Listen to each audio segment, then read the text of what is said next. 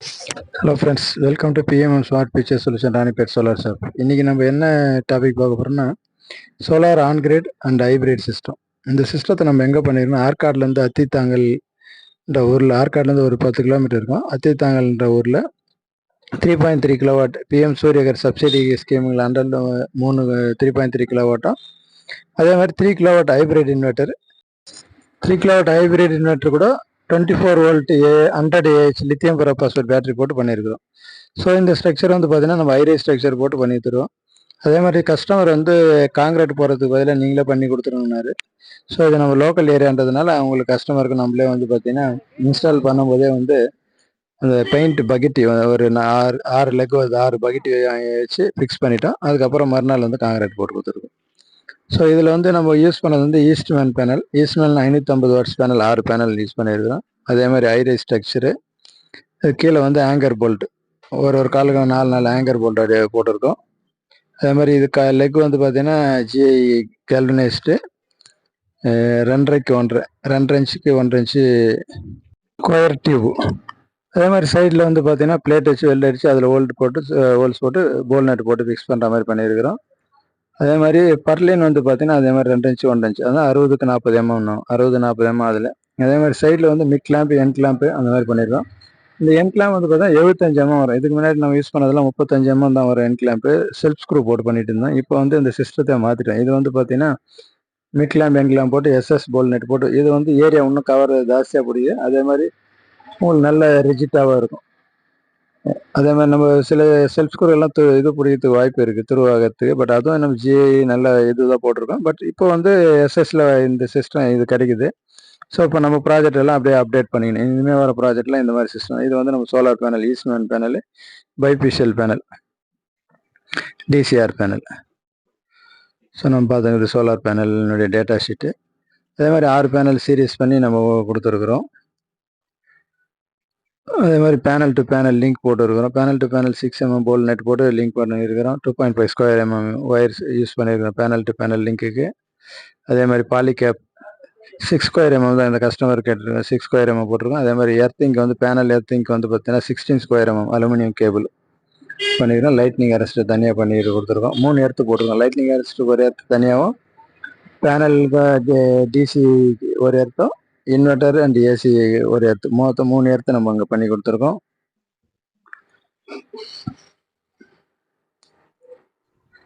So இதுதான் நம்ம பார்த்துக்கிறது. சைட்லேருந்து பழுப்பு இறக்கி போயிட்டே இருக்கோம். அதே மாதிரி பழுப்புலாம் வந்து பாலிகேப் பழுப்பு போட்டிருக்கோம். சில பெண்டெல்லாம் வந்து பார்த்தீங்கன்னா யூவி ப்ரொடெக்டட் பெண்ட் இருக்குது, பிளாக் கலர் பெண்டு இருக்கும். கேபிள் டையெல்லாம் SS tie and black UV protected cable டையும் போட்டு பண்ணி கொடுத்துருக்கோம்.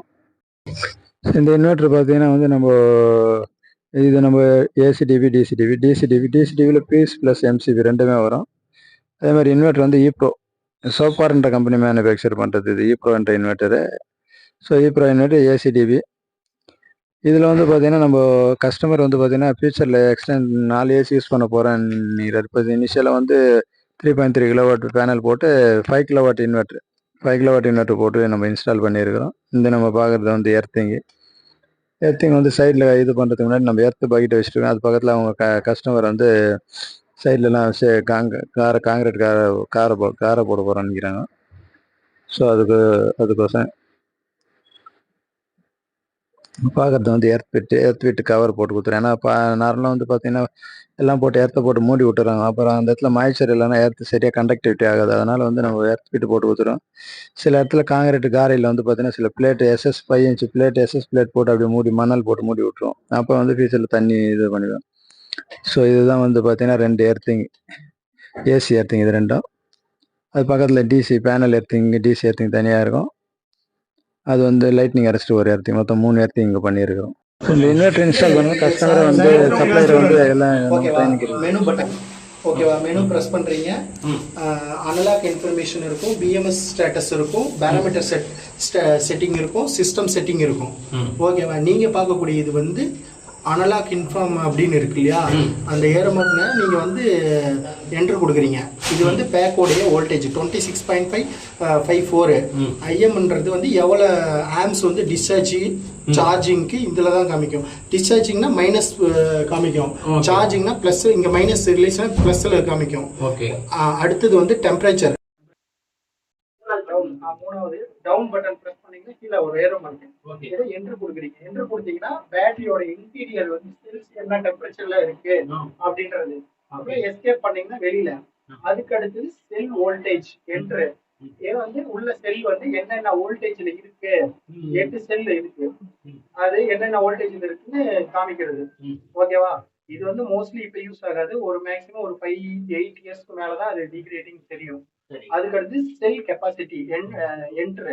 இதுல இப்போ எவ்வளவு பர்சன்டேஜ்னா 94.29% இருக்கு பேட்டரி பவர். ஆமா, இது கெபாசிட்டினா எஃப்சிசினா அந்த இது ஃபுல் கெபாசிட்டி. அந்த கெபாசிட்டி வந்து 99 அந்த வரைக்கும் சார்ஜ் பண்ணலாம். ரிமைனிங் கெபாசிட்டி இப்போ வந்து 94.2 கெபாசிட்டி இது ஏஹெச் இருக்கு. இப்போ சைக்கிள் 2 தான் கம்ப்ளீட் ஆயிருக்கு. ஓகேவா? இதுதான் நீங்க பார்க்கணும். வேற எதுவும் நீங்க ஹை டெம்பரேச்சர் போயிச்சு அது வரி பண்ணிக்க தேவையில்ல. அது ஆட்டோமேட்டிக்கா நான் இந்த டெம்பரேச்சருக்கு இங்க நான் செட் பண்ணியிருக்கேன். அது கண்டினியூஸா ரன் ஆக ஆரம்பிக்கும்.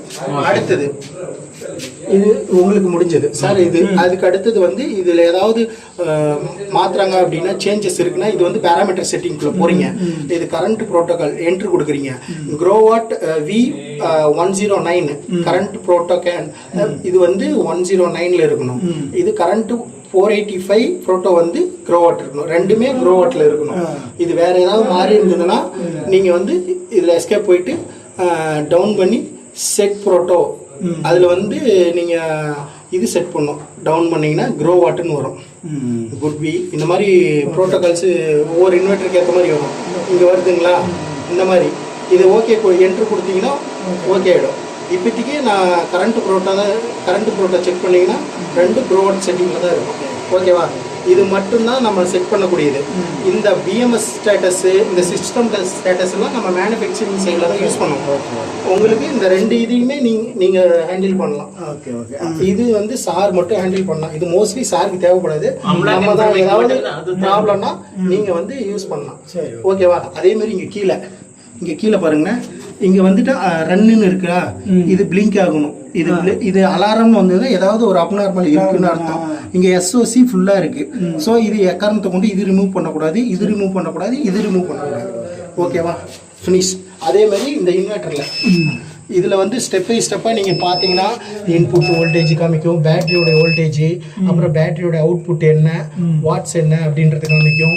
அதுக்கு அடுத்து 5ல வந்து பேட்டரியோடைய வாட்ஸ் எவ்வளவு கிலோவாட் கன்சியூம் ஆகுது, அப்புறம் பேட்டரியோடைய பர்சன்டேஜ் எவ்வளவு ஆம்ஸ்ல டிஸ்சார்ஜ் ஆயிட்டு இருக்கு, அப்புறம் எவ்வளவு வோல்ட் வந்து லோடு உள்ள இருக்கு, அப்புறம் இன்புட் அவுட்புட் எவ்வளவு லோடு ஆன்ஸ் அப்படின்றது காமிக்கும். ஏசியோடைய இன்புட் கொடுக்குறோம் இல்லையா அதோட இது. அதுக்கப்புறம் இன்புட்டோடைய ஏசி பவர் அவுட்புட் ஆகுது இல்லையா, அது இப்போ நாங்கள் டிஸ்கனெக்ட் பண்ணியிருக்கோம். அது 0ல் காமிக்குது. கனெக்ட் பண்ணால் அது எவ்வளோ வாட்ஸ் அப்படின்றது இது காமிக்க 10வது இல்லை. 11ல் பார்த்தீங்கன்னா ஏசியோடைய வாட்ஸ் காமிக்கும். 12ல் வந்து லோடு இப்போ வந்து 0% இருக்கு.